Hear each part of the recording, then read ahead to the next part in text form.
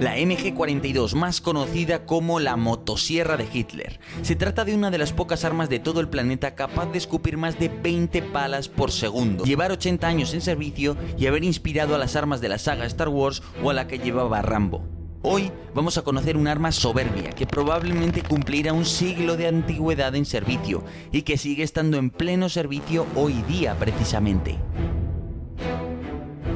En este vídeo vais a ver cómo la MG es una ametralladora muy especial, vais a aprender cómo se le cambia el cañón, cómo se alimenta, se le cambian las cintas de munición y sobre todo vais a comprender cómo es posible que con lo que ha cambiado todo haya algo que tenga 100 años y siga siendo bastante útil. Eso lo vamos a ver ahora, así que ¡comencemos!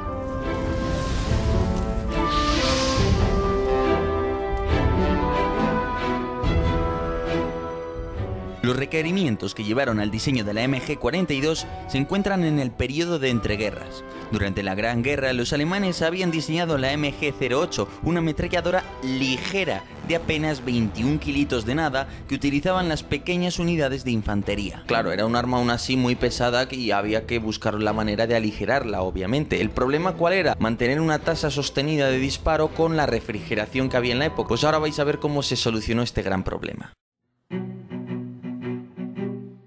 Con el rearme alemán, el ejército buscaba una ametralladora moderna y universal, esto es que pueda servir en cualquier tipo de misión.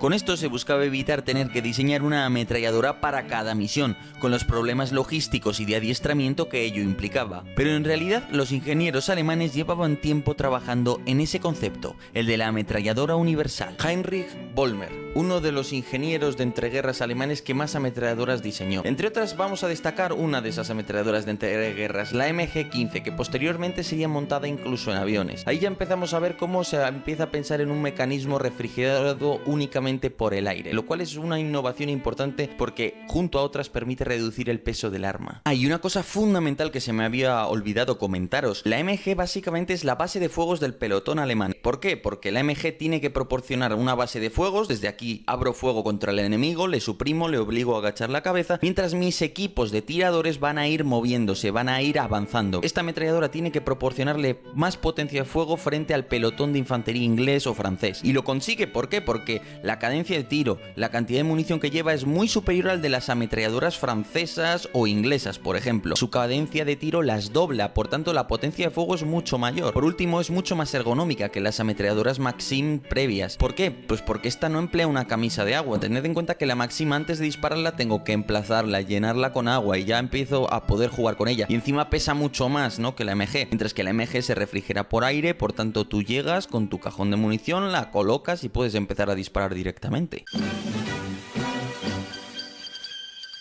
Pero para que la nueva ametralladora fuera universal, la Wehrmacht determinó que debía cumplir con 4 desafíos.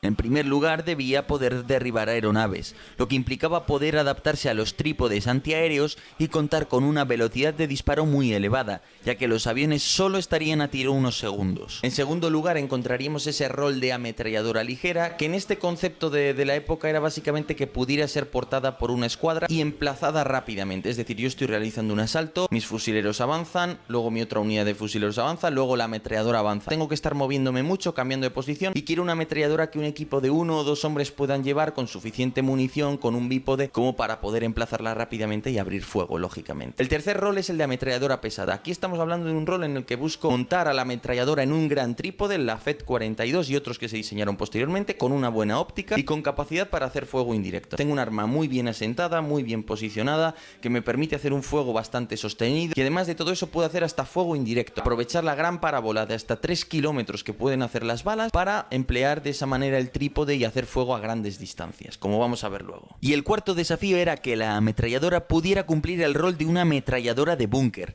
Esto es una arma estática capaz de sostener un fuego continuado para abatir un sector de tiro. Por si esos 4 desafíos fueran insuficientes, se establecieron varios requerimientos técnicos. ¿Cuáles son esos requisitos técnicos? Pues que sea un arma ligera, que sea un arma relativamente simple de utilizar, que tenga un mecanismo de cambio rápido del cañón. Eso es importante porque ya te da idea de que pretende manejar altas cadencias de tiro. Y luego además debía tener un modo de disparo tiro a tiro, es decir, cada vez que aprieto el gatillo sale solo una bala. Y luego también tenía que tener la posibilidad de un modo de disparo más lento y otro más rápido. Contra un avión necesito disparar muchos proyectiles en pocos minutos, igual contra una posición concreta, un búnker, pues necesito simplemente gastar ráfagas concretas a menor velocidad, por ejemplo. La alternancia entre una cadencia de tiro rápida y lenta, y el énfasis en un sistema rápido para cambiar el cañón, ya indicaban que se esperaba un arma con una cadencia sensiblemente superior al de las ametralladoras de la Gran Guerra. De hecho, podemos decir que la MG42 supera entre 2 y 3 veces la tasa de tiro habitual de la época, 400 disparos por minuto frente a hasta 1200 de esta arma. ¿Cómo se logran todos los objetivos? Y esta es la brillantez de la MG34. Yo lo que hago es diseñar una buena ametralladora, relativamente ligera por sí sola, con su alza y su mira, con su bípode. ¿Qué hago? Pues creo un sistema de accesorios que en función de lo que le añada, tengo una ametralladora distinta. Le añado el trípode pesado con su óptica, entonces tengo una ametralladora pesada que me permite incluso hacer fuegos indirectos. ¿Que quiero una ametralladora más estática para un búnker? Pues le cambio el cerrojo, le pongo un cerrojo más pesado para disminuir la cadencia de tiro y le alimento con cintas de ametralladora y le uso el sistema de disparo eléctrico. Bueno, pues con estos distintos cambios, esta modularidad, vamos a tener una ametralladora u otra en función de los accesorios que le ponga. Por tanto, partiendo de esta excelente máquina, se jugará con los accesorios para configurarla para una u otra misión.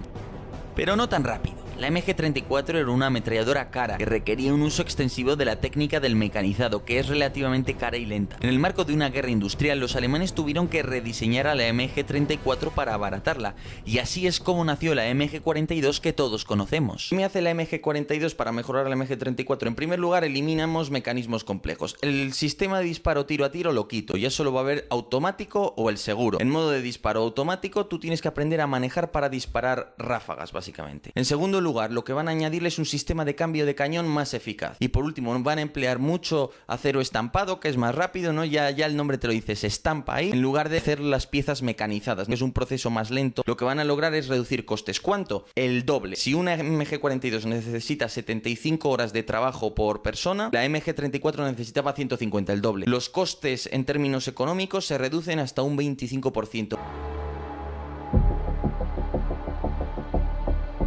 Ya tenemos a la moderna MG42, que esencialmente no ha cambiado desde hace 80 años. Como decíamos, para cumplir las numerosas misiones, se diseña una máquina fabulosa y se la complementa con una serie de accesorios para cumplir las distintas misiones. Por ejemplo, cuando queremos que la MG42 sea una ametralladora pesada, la equipamos con el trípode Lafette 42, que gracias a su óptica y a las tablas de tiro me permite hacer fuegos de área contra un blanco situado hasta a 3 kilómetros de distancia. Pensad que una compañía de infantería alemana tenía hasta 13 ametralladoras, todas estas con sus bípodes en determinadas posiciones realizando esos fuegos indirectos, pues al final podían colocarte más de 1000 balas por minuto. De esta manera estamos haciendo una especie de fuego de área, ¿no? No es un fuego preciso, pero sabemos que apuntando nuestras ametralladoras hacia arriba van a ir cayendo en una posición un número determinado de cartuchos. Lógicamente estas técnicas requerían personal experimentado, a ser posible bastante bien entrenados en las tablas de tiro que venían con el propio trípode, y demás personas pues que lo hubieran usado en otras ocasiones, ¿no? Para saber cómo corregir el tiro y ese tipo de cosas.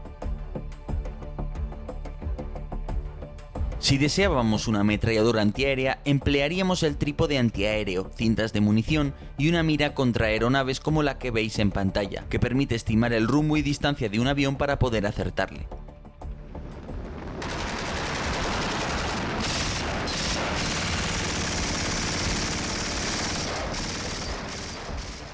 Si por el contrario queríamos asaltar una posición enemiga y necesitábamos la configuración de ametralladora ligera porque el ametrallador iba a cambiar mucho de posición, entonces emplearíamos el bípode y el cajón de munición, o quizás también el tambor de munición. ¿Por qué el cajón de munición o los cargadores de tambor? Imaginaros que tú estás con tu ametralladora en un asalto, ¿no? En la configuración de ametralladora ligera. Tengo que cambiar de posición constantemente. Claro, si uso las cintas de munición, que se puede hacer en principio, en cuanto tengo que cambiar de posición rápidamente, tengo que tener mucho cuidado con ellas, porque si me muevo entre las ruinas de un edificio por un bosque, esa cinta se me va a ir enganchando con las cosas, puede coger polvo, barro, y eso va a afectar malamente, lógicamente, al sistema de alimentación del arma, ¿no? Se me va a encasquillar. ¿Qué pasa? Que cuando tengo una cosa más cerrada, un cajón de munición, un cargador de tambor, pues eso me va a permitir mover más rápidamente y cambiar de cargadores más rápidamente. Por tanto, ahí vemos cómo la configuración simplemente del cargador, una cosa tan aparentemente nimia de cómo alimento al arma, pues me va a permitir adaptarme mejor a esta misión, por ejemplo.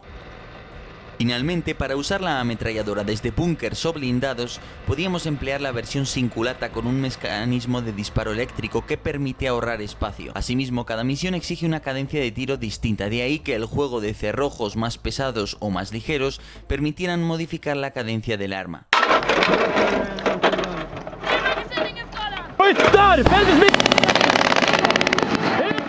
Como vemos, la MG42 estaba muy bien concebida para ser intercambiable, modular, como diríamos hoy día. Esa es la clave de que el arma lleve 80 años en servicio y de que aparecieran la MG1 y la MG3. La MG1 básicamente es una MG42 recalibrada. La MG3 es una versión a su vez mejorada de la MG1, que lo que hace es añadir una capa de cromo, digamos, dentro del cañón para que resista mejor la fricción. Va a tener cajones de hasta 100 cartuchos, como los que empleaban los norteamericanos, estandarizado todo OTAN. Y a todo esto, por cierto, quería añadirle una cosa que se me había olvidado comentaros. La alta cadencia de la MG tiene otra ventaja, y es que como disparas tantos cartuchos por minuto, te permite ver los efectos en el blanco mejor. Es decir, no es lo mismo que lleguen 4 balas que 8. Con 8 veo mejor cómo están levantando polvo. Veo un poco mejor si estoy dándole o no al objetivo.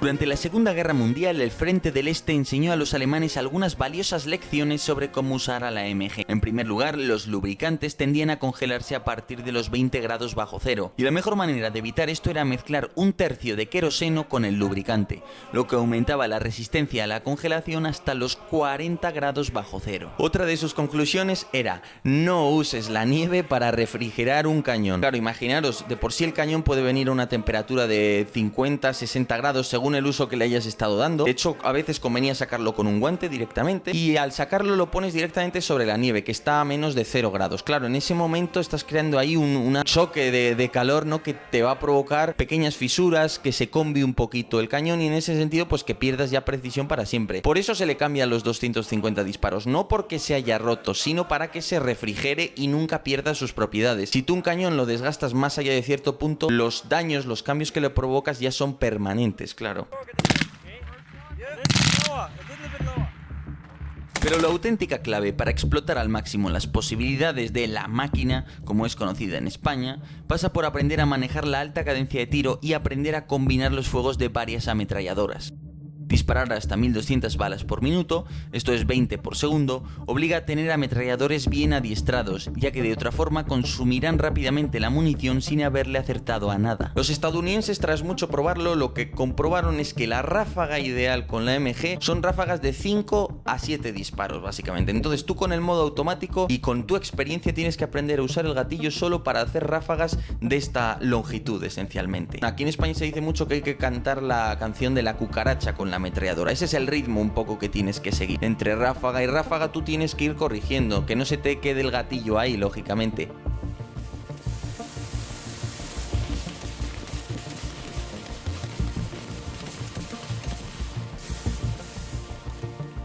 Simultáneamente es fundamental que el tirador y el apoyo trabajen en equipo para recargar el arma, tener dispuestos cajones o cintas en abundancia y tener habilidad para hacer el cambio del cañón de manera rápida. Take the old barrel out. Yep. Put the new in. Y es que claro, un arma que consume tanta munición obliga a sustituir el cañón cada 250 disparos para evitar que se sobrecaliente y se vuelva impreciso de por vida. Asimismo, un arma así te obliga a recargar cada poco tiempo, cada 2 minutos, si se hace un uso muy intenso. En un arma que te gasta tal cantidad de munición es fundamental que el equipo esté bien coordinado, ya no solo el propio equipo de la ametralladora, sino las distintas ametralladoras. ¿Por qué? Porque nos vamos a quedar sin munición cada poco tiempo, entonces no es conveniente que en estos lapsos de tiempo se den de manera habitual habitual y duren mucho. Si las cosas se hacen bien, ¿qué sucederá? Primero, que la recarga se hará muy rápida, igual que el cambio del cañón, y además tendremos a otra ametralladora amiga que sí tiene munición y sí puede cubrirnos. De esta manera no va a haber un momento en el que estemos tan expuestos realmente. Por último, hay que decirlo, esta ametralladora permite muchos tipos distintos de tiro y permite modificar la cadencia. Ya digo, el cerrojo pesado disminuye la cadencia. ¿Por qué? Porque al mecanismo le cuesta más moverlo, es más pesado, entonces disparamos menos balas por minuto. Y lo contrario sucede con el cerrojo más ligero. Si es ligero, al mecanismo le cuesta menos echarlo hacia atrás, por tanto tengo una mayor potencia de fuego. Esta ametralladora te permite hacer distintos tipos de tiro, ¿no? Uno es la segadora, haciendo un abanico, por así decirlo, cuando quieres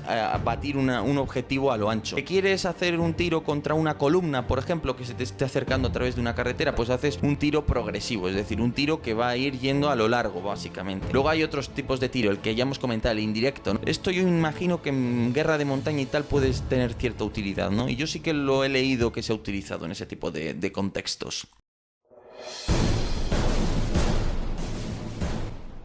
En la actualidad, diversos países han incorporado mejoras en la MG, incluyendo raíles Picatinny para poder montar ópticas modernas.